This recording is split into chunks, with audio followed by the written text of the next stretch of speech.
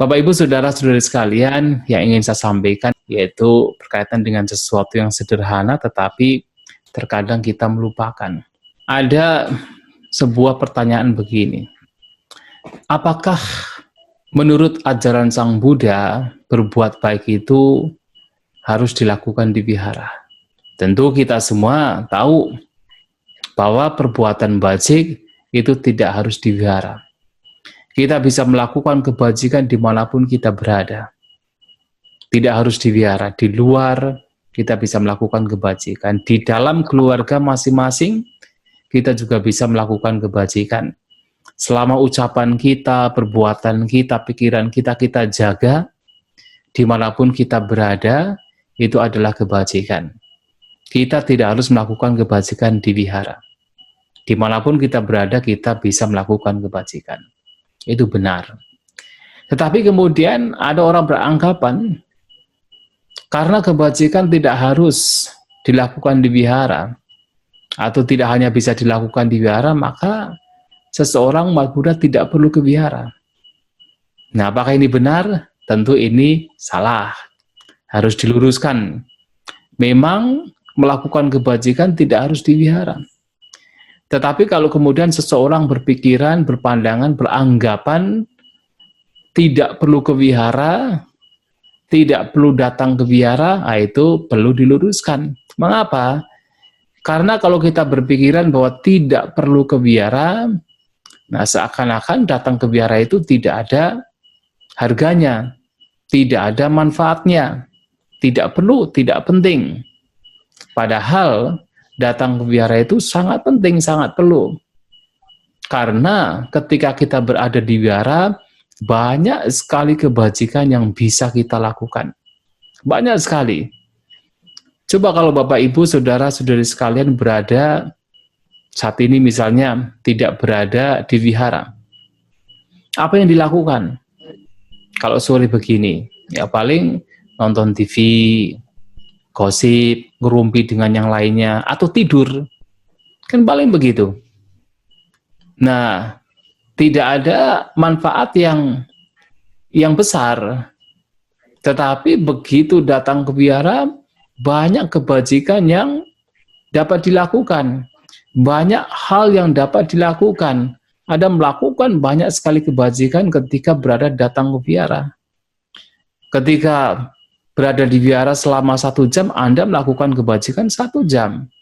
Apalagi kalau ditambah sampai 1,5 jam, sampai 2 jam. Anda melakukan kebajikan sampai 2 jam. Ketika datang ke wihara. Mengapa? Karena di dalam wihara kita melakukan banyak sekali kebajikan yang sangat beragam. Coba.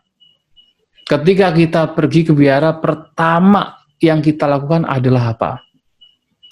Yang kita lakukan pertama ketika masuk ke ruang Dhammasala, ke wihara, adalah menghormat. Menghormat kepada Buddha, Dhamma, dan Sangha. Nah, menghormat kepada Buddha, Dhamma, dan Sangha adalah kebajikan. Nah, Sang Buddha dalam salah satu khotbahnya mengatakan, Pujaca pujanianang etam manggalamutamang. Menghormat kepada yang patut dihormati adalah berkah utama.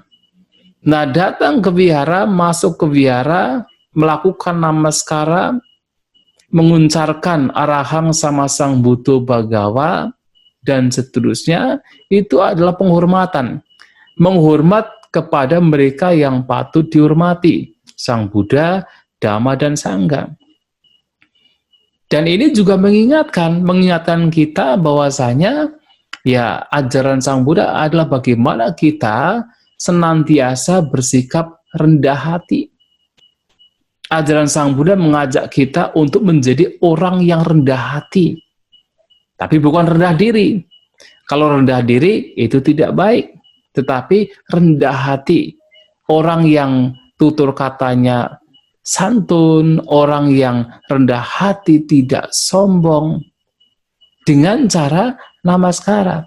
Dan tentu dalam hal ini tidak hanya memberikan penghormatan kepada Sang Buddha, Dhamma, dan Sangha, tetapi juga kepada siapapun yang patut mendapatkan penghormatan. Kepada siapa? Ya tentu kepada orang tua kita. Kita masing-masing memiliki orang tua. Nah, orang tua juga adalah orang yang patut untuk kita hormati.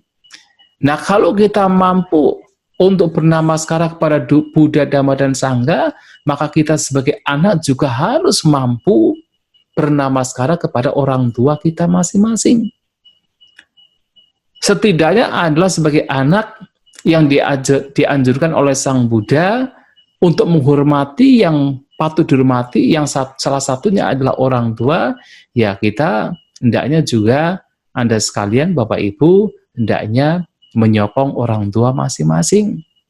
Nah, itu diingatkan ketika kita datang ke wihara bernamaskara kepada Buddha, Dhamma, dan Sangha. Artinya kita diingatkan untuk menghormat siapapun yang patut dihormati. Ya, selain Buddha, Dhamma, dan Sangha dan orang tua, ya tentu pada mereka yang lebih tua. Misalnya kalau di kampung kan ada sesepuh, ya sesepuh. Nah, itu juga patut untuk kita hormati. Ada sesepuh, ada orang yang lebih tua, yang dituakan. Nah, itu patut untuk kita hormati. Dan tidak hanya sesepuh dan orang yang dituakan, bahkan dalam ajaran Sang Buddha, bahkan kepada, kalau di Jawa itu ada istilah Sing Baurekso, ya, Sing Baurekso. Sing Baurekso itu adalah mereka yang para dewa yang memang menjaga kampung masing-masing, kan begitu. Di kampung ada istilah Baurekso, Sing Baurekso. Baurekso itu dari kata bahuraka, dalam bahasa Pali namanya bahuraka. Bahu itu kekuatan, raka itu pelindung. Jadi yang kekuatan yang melindungi. Nah, bahuraka menjadi, kalau dalam bahasa Sanskerta menjadi bahuraksa. Kemudian lama-lama di Indonesia, di Jawa terutama menjadi Sing Baurekso. Bahuraka, bahuraksa, baurekso. Jadi yang melindungi, kekuatan yang melindungi yang tidak lain adalah Araka Dewata, para dewa pelindung. Nah, ini juga mereka makhluk-makhluk yang juga patut dihormati. Makanya salah satu yang dianjurkan Sang Buddha, diajarkan Sang Buddha adalah bagaimana Anda sebagai perumah tangga senantiasa untuk melakukan yang disebut Dewata Bali, memberikan sesajen kepada para dewa. Nah, jadi kalau di Jawa kan sering ketika ada tempat-tempat yang disakralkan, ada sumber mata air, atau mungkin ada pohon yang besar. Nah, itu kemudian di sana diberi persembahan. Ya, karena dipercaya bahwa di tempat-tempat itu ada Sing Baurekso, ada Araka Dewata, ada dewa yang berdiam di sana.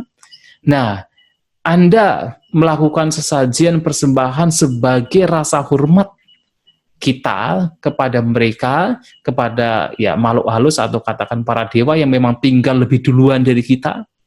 Mereka sudah tinggal lebih duluan dari kita. Itu juga salah satu apa yang diajarkan oleh Guru Agung kita Sang Buddha.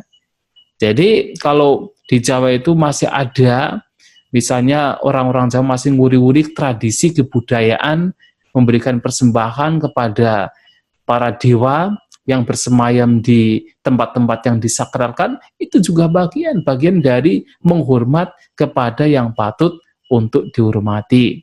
Jadi itu yang pertama. Kemudian Bapak Ibu saudara-saudari sekalian, yang kedua, ketika kita berada di wihara, kita juga menguncarkan yang seperti tadi Bapak Ibu saudara-saudari sekalian juga meminta, yaitu tuntunan tiksarana. Jadi meminta untuk mendapatkan tuntunan 3 perlindungan. Nah, di sini Bapak Ibu diingatkan kembali untuk berlindung kepada Buddha, Dhamma, dan Sangha dengan mengucapkan Buddhang Saranang Gacchami, Dhammang Saranang Gacchami, Sanghang Saranang Gacchami. Nah, arti dari Buddhang Saranang Gacchami, Dhammang Saranang Gacchami, dan Sanghang Saranang Gacchami adalah sebenarnya artinya adalah saya pergi berlindung kepada Buddha. Saya pergi berlindung kepada Dhamma. saya pergi berlindung kepada Sangga. Kemudian Dutiyampi Budang Saranang Gajami. Untuk kedua kalinya saya pergi berlindung kepada Buddha. Kemudian selanjutnya yang Tatiyampi Budang Saranang Gajami. Untuk ketiga kalinya saya pergi berlindung kepada Buddha dan seterusnya. Nah, Gajami artinya saya pergi. Nah, di sini yang menjadi menarik adalah kita diingatkan kembali bahwa kita pergi berlindung kepada Buddha, Dhamma, dan Sangha. Artinya kita diingatkan kembali untuk mempraktekkan ajaran yang diberikan oleh Sang Buddha, untuk mengikuti jalan yang dijalankan oleh Sang Buddha, mengikuti Dhamma yang diajarkan Sang Buddha, dan mengikuti kualitas-kualitas yang baik, yang bermanfaat, yang benar, yang telah dipraktekkan oleh Sangha.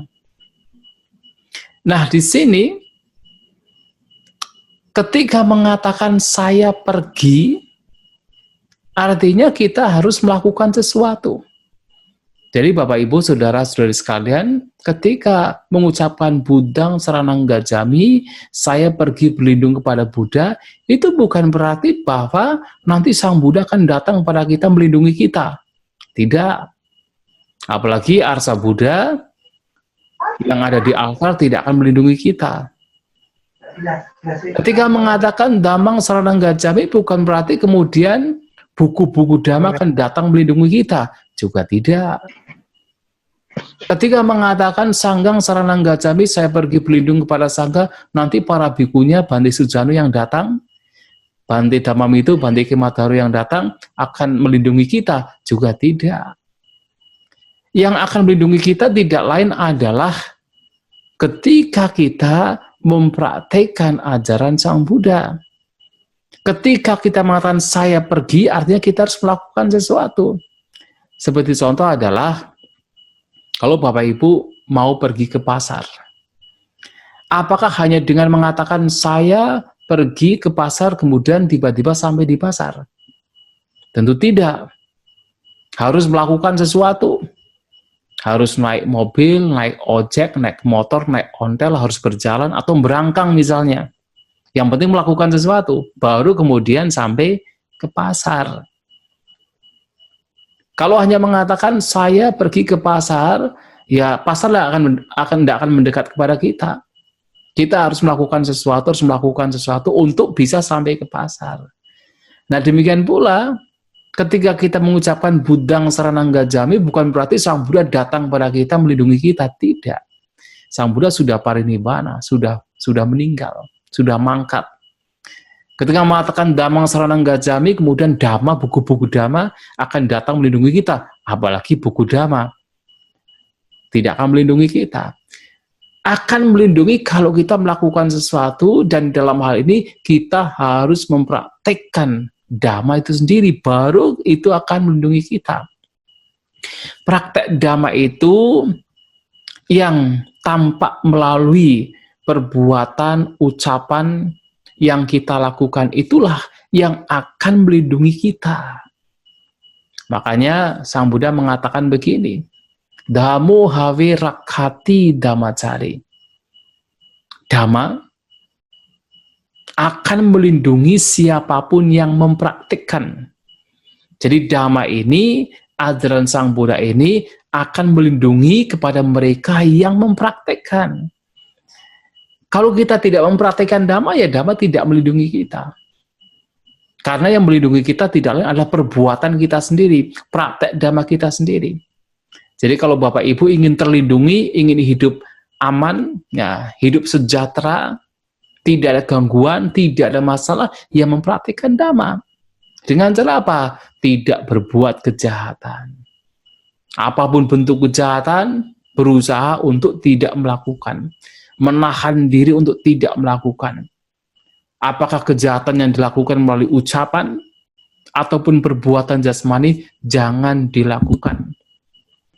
Ketika berada di rumah, berasosiasi, kumpul-kumpul dengan keluarga, ya berusaha untuk tidak mengucapkan kata-kata yang kasar, kata-kata yang tidak menyenangkan, ucapkan kata-kata yang menyenangkan, kata-kata yang bermanfaat. Nah, itu akan melindungi kita. Nah, kalau misalnya kita itu, misalnya di kehidupan berumah tangga, Anda di rumah sendiri, di rumah masing-masing, terus bertengkar dengan anak, dengan istri, dengan orang tua. Bagaimana kehidupan berumah tangga menjadi bersatu atau menjadi tentram, menjadi rukun? Ya tidak bisa. Untuk supaya rukun, supaya tentram, supaya bahagia, supaya bersatu, ya tentu harus apa? Bagaimana senantiasa mengucapkan kata-kata yang menyenangkan, kata-kata yang bermanfaat. Dan juga perbuatannya juga terjaga, perbuatannya juga terkendali. Bukan main pukul, main tangan, main fisik, tidak. Tetapi terkendali. Nah, kalau perbuatannya baik, ucapannya baik, ya tentu ini akan menjadi pelindung bagi Anda sekalian, bahkan bagi orang-orang yang Anda cintai. Nah, sebenarnya kita mengucapkan Bhutang Saranang Gacchami itu sebenarnya kita diingatkan kembali bahwa saya pergi berlindung pada Buddha, maka saya harus mempraktekkan ajaran Sang Buddha yang dimulai dari rumah masing-masing. Jadi mempraktekkan ajaran Sang Buddha itu tidak dimulai dari wihara, dimulai dari rumah masing-masing. Karena aplikasinya, prakteknya itu adalah ketika kita berasosiasi dengan orang sekitar kita. Nah, orang sekitar kita yang sehari-harinya bertemu dengan kita adalah ya keluarga kita, orang tua kita, anak istri kita, suami. Itu yang kita harus benar-benar melakukan yang terbaik, mengendalikan ucapan kita, perbuatan kita. Itulah wujud kita berlindung kepada Buddha. Wujud kita berlindung kepada Dhamma, wujud kita berlindung kepada Sangha. Kalau hanya ucapan saja, saya pergi berlindung pada Buddha, Dhamma, dan Sangha, yaitu tidak begitu bermakna, tidak begitu bermanfaat. Tetapi kalau kemudian wujudnya dengan melakukan perbuatan yang sesuai diajarkan Sang Buddha, itulah yang akan menjadi pelindung. Maka tidak melakukan kejahatan. Apapun kejahatannya, jangan dilakukan. Nah, sebaliknya, seseorang untuk melindungi, untuk mendapatkan perlindungan harus melakukan banyak kebajikan. Ya kan? Jadi kalau yang pertama kan sabbapa pasa karanang, tidak melakukan apapun kejahatan. Nah, yang kedua adalah melakukan kebajikan, kusalasu pasampada. Jadi alih-alih kita itu melakukan kejahatan dengan misalnya membunuh makhluk lain, melukai makhluk lain, ya kita berusaha untuk yaitu menolong makhluk lain, berusaha untuk membantu makhluk lain. Mereka yang sedang mendapatkan kesusahan, mendapatkan yaitu musibah, ya coba kita membantu sebisa kita.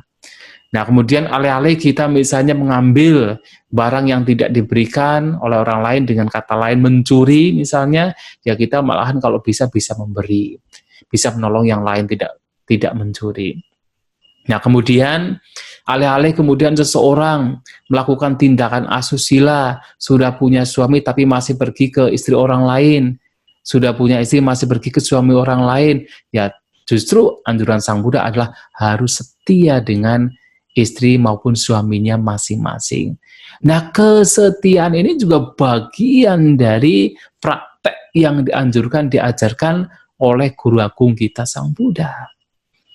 Dan alih-alih seseorang melakukan ucapan yang tidak benar, yang berbohong, yang tidak sesuai dengan kebenaran, nah cobalah ucapan kata-kata yang benar, kata-kata yang bermanfaat. Jadi Sang Buddha mengatakan begini, kalau kita berucap dengan orang lain, ya ucapkan, yaitu kana sukang hadayang gamang pe maniang. Kana sukang itu artinya apa? Kana itu telinga, suka itu bahagia, membuat telinga kita bahagia. Ya kan, kalau kita mengucapkan kata-kata yang membuat telinga kita bahagia, membuat telinga orang lain bahagia, itu bagian dari anjuran Sang Buddha. Hadayang gamang, kata-kata yang mengena ke dalam hati, ya, hadaya itu hati, gamang itu pergi ke hati, mengena ke dalam hati. Jadi kata-kata yang membuat hati menjadi tentram, menjadi nyaman, menjadi enak, menjadi damai, menjadi rukun. Nah, Kata-kata itulah yang harus kita ucapkan. Bukan kata-kata fitnah, kata-kata kasar, kata-kata yang menyakitkan, bukan. Itu praktek ajaran Sang Buddha. Dan juga adalah pemaliang, kata-kata yang dilandasi cinta kasih dengan meta. Ya, tadi kita sudah membacakan, sudah mempraktikkan meditasi meta cinta kasih. Nah, itu diaplikasikan ke dalam kata-kata. Kata-kata yang dilandasi dengan cinta kasih. Artinya kata-kata yang menyenangkan, kata-kata yang enak didengar, kata-kata yang tidak menyakitkan, kata-kata yang membuat damai, membuat tentram, kata-kata yang bermanfaat. Nah, itu yang harus kita praktikkan, harus kita lakukan. Melakukan itu adalah wujud dari kita sudah berlindung kepada Buddha, Dhamma, dan Sangha. Dan praktek yang ketiga yang penting sekali adalah kita berusaha sebagai umat Buddha untuk senantiasa membersihkan batin dari kotorannya. Nah, itu wujudnya, wujud kita berlindung pada Buddha, Dhamma, dan Sangha, selain tidak melakukan apapun kejahatan, kita senantiasa berbuat kebajikan yang bermanfaat bagi orang lain, termasuk diri sendiri, dan juga kita harus senantiasa berusaha mengupayakan agar batin kita bebas dari kotoran batin, bebas dari keserakahan, dari kebencian, dari kebodohan, bebas dari segala bentuk kotoran batin. Jadi kalau keserakahan, kebencian, kebodohan itu adalah induk, ya ibunya, ibu dari segala bentuk kejahatan, ibu dari segala hal yang tidak baik. Nah, karena ada ibu berarti ada anak cucu, ya anak cucu dari keserakahan, kebencian, dan kebodohan. Apa saja? Ya ada iri hati, ada dendam, ada kemarahan, kemelekatan, itu adalah anak cucu dari loba dosa moha. Anak cucu dari keserakahan, kebencian, dan kebodohan. Nah, itu yang harus kita lenyapkan, berusaha untuk tidak memunculkan pikiran yang buruk dalam batin kita. Nah, sehingga di sini, kalau kita benar-benar mempraktekkan ajaran Sang Buddha, maka setiap momen, setiap saat kita berusaha. Dalam ucapan kita selalu berpikir, kira-kira ucapan saya ini yang akan saya lontarkan, yang akan saya ucapkan ini, ucapan yang dilandasi dengan kebencian, atau ucapan yang dilandasi dengan cinta kasih? Ucapan yang dilandasi dengan keserakahan, atau ucapan yang dilandasi dengan kedermawanan? Ucapan yang muncul karena kebodohan, karena keraguan-raguan, atau ucapan yang muncul karena mengetahui ini bermanfaat? Nah, kita merenung, kita tahu. Nah, kalau kita tahu ternyata ucapan yang akan diucapkan itu muncul dari kebencian, stop, jangan ucapkan. Tunggu dulu, jangan diucapkan. Kalau tahu ternyata yang diucapkan muncul dari keserakahan, dari iri hati, wah stop, jangan dilakukan. Tidak berguna, tidak bermanfaat.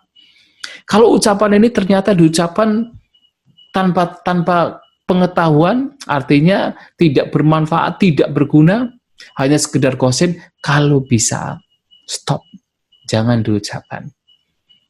Nah, sementara kalau kita tahu ucapan yang akan diucapkan adalah ucapan yang baik, yang bermanfaat, ucapan yang dilandasi dengan cinta kasih, ucapan yang dilandasi dengan kebahagiaan, berbahagia dengan kebahagiaan orang lain, ucapan yang muncul dari kedermawanan, nah itulah ucapan-ucapan yang mesti kita ucapkan. Nah, dengan kita melihat pikiran kita tidak membiarkan kotoran batin ini menguasai pikiran kita, artinya kita sudah berusaha untuk melenyapkan kotoran batin.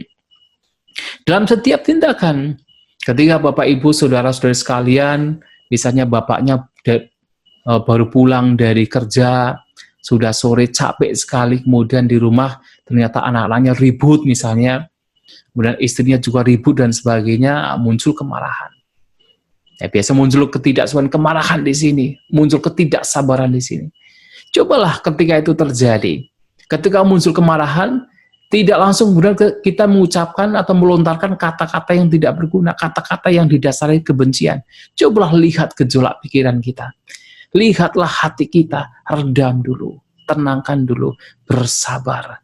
Nah, ini melatih kesabaran, melatih ketenangan, melatih konsentrasi dengan kita melihat gejolak pikiran kita, itu adalah praktek bagaimana kita berusaha untuk melenyapkan yaitu kotoran batin, mengembangkan yang baik kesabaran, melenyapkan kebencian.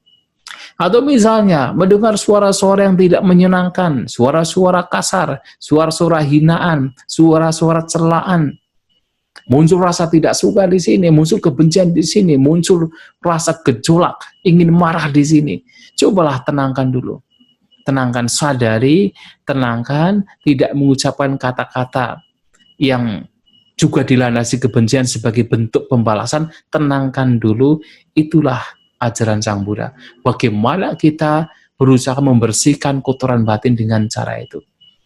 Nah, ketika kita menenangkan demikian, bukan berarti kita kalah. Mungkin orang berpikir, kalau orang biasa mungkin berpikir, wah dia kalah. Saya mengucapkan begini, tapi dia tidak menjawab. Sang Buddha mengatakan, mengalahkan diri sendiri jauh lebih tinggi, lebih mulia, lebih berharga ketimbang mengalahkan 1000 musuh dalam 1000 pertarungan. Mengalahkan diri sendiri itu lebih sulit. Nah, orang berpikir kita bodoh. Misalnya ketika dihina, dicela, kita diam, orang mungkin berpikir kita bodoh, tetapi dalam ajaran Buddha, dalam spiritualitas, dalam dhamma, kitalah pemenang sejati. Tidak perlu kita kemudian merasa kita itu dikalahkan, kita menang. Karena apa? Karena kita memenangkan pikiran kita yang ingin berontak, ingin marah, wah kita redam, kita bersabar. Nah, itulah jalan yang dihasilkan Sang Buddha. Nah, kita mempraktekkan demikian artinya kita telah melakukan wujud kita ketika mengucapkan Buddhang Saranang Gacchami, Dhammang Saranang Gacchami, Sanghang Saranang Gacchami. Nah, jadi kita datang ke wihara, kita menghormat pada Buddha, Dhamma, dan Sangha, kita diingatkan kembali untuk menjadi orang rendah hati. Kita diingatkan kembali untuk menghormat siapapun yang patut dihormati. Tidak hanya Buddha, Dhamma, dan Sangha, tapi orang tua, orang yang dituakan, patut kita hormati. Kita mengucapkan Buddhang Saranang Gacchami dan seterusnya, berlindung pada Buddha, Dhamma, dan Sangha, kita diingatkan kembali bahwa kita adalah umat Buddha. Kita telah meyakini ajaran Sang Buddha, kita telah berlindung pada Sang Buddha, Dhamma, dan Sangha, artinya kita diingatkan untuk mempraktekkan ajaran Sang Buddha. Dengan tidak berbuat jahat, melakukan kebajikan, dengan senantiasa membersihkan batin dari kotorannya. Nah, belum lagi tadi juga mengucapkan yaitu bertekad kembali untuk tidak melakukan yaitu membunuh, mencuri, berzina, berbohong, dan juga mabuk-mabukan. Untuk senantiasa menjaga sila, menjaga moral, itu juga kebajikan, bertekad kembali, punya niat lagi.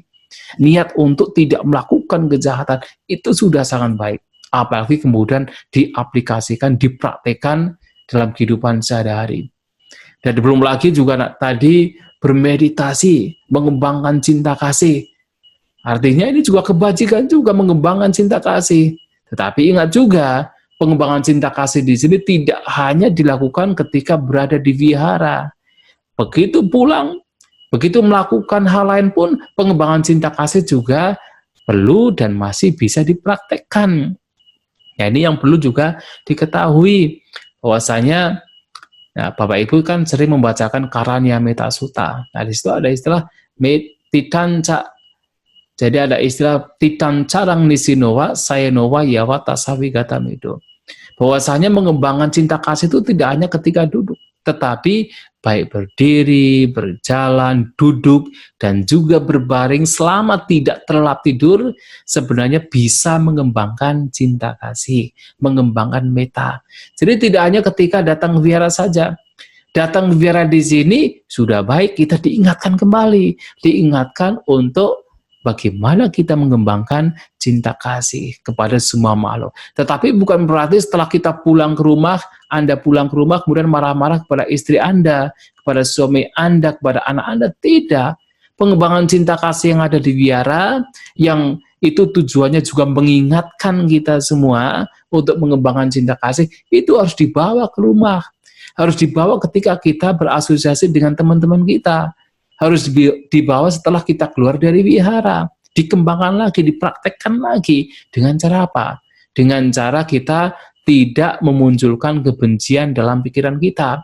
Ucapan kita, perbuatan kita, jangan sampai disertai dengan kebencian. Kalau kebencian muncul, iri hati muncul, dengki muncul, dendam muncul, marah muncul, cobalah sadari, redam gejolak pikiran tersebut, lenyapkan.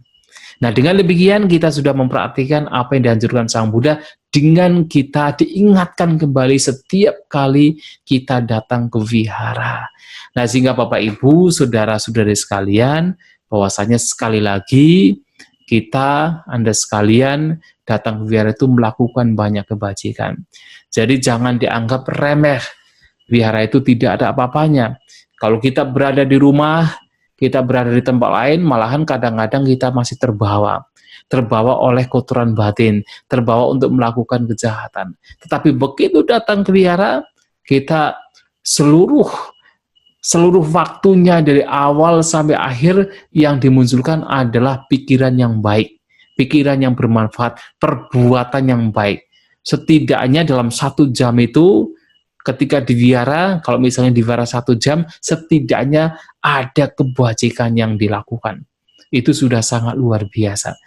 Karena kita dalam hidup kita pasti akan berakhir dengan kematian. Nati jati amaranang, tidak ada yang lahir kemudian tidak mati, semua pasti akan mati.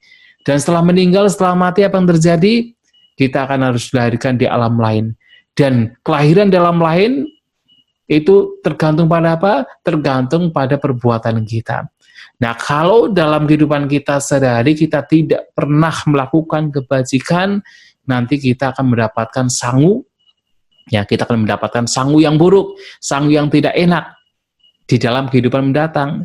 Tetapi kalau kita melakukan banyak kebajikan, setiap hari datang vihara, setiap hari melakukan meditasi, setiap hari yaitu bernamaskara kepada Buddha, Dhamma, dan Sangha, kemudian di lingkungan keluarga sendiri juga melakukan yang baik, yang bermanfaat untuk orang tua, anak, istri, untuk keluarga, untuk tetangga, itu adalah nantinya sangu. Sangu ketika kita harus meninggalkan kehidupan ini, harus pergi ke kehidupan lainnya. Oleh sebab itu, Bapak Ibu, saudara-saudari sekalian, mari kita bersama-sama, ya Anda sekalian sudah punya wihara yang kelihatannya bagus dari sini saya lihat, ya cobalah wihara yang sudah bagus, yang sudah baik digunakan dengan sebaik-baiknya untuk menambah kebajikan, untuk melakukan hal-hal yang baik, sehingga itu akan menjadi sangu bagi Anda sekalian dalam kehidupan sekarang dan juga kehidupan selanjutnya. Itulah yang ingin saya sampaikan pada kesempatan malam hari ini. Semoga Bapak Ibu, saudara-saudari sekalian, umat Buddha Tekelan mendapatkan kebahagiaan, mendapatkan kesejahteraan, mendapatkan kemakmuran, senantiasa banyak berbuat baik, tidak kapok untuk datang vihara, selalu datang vihara melakukan kebajikan. Semoga Anda sekalian maju dalam Dhamma, sabbe sata bhavantu sukitata, semoga semua makhluk berbahagia.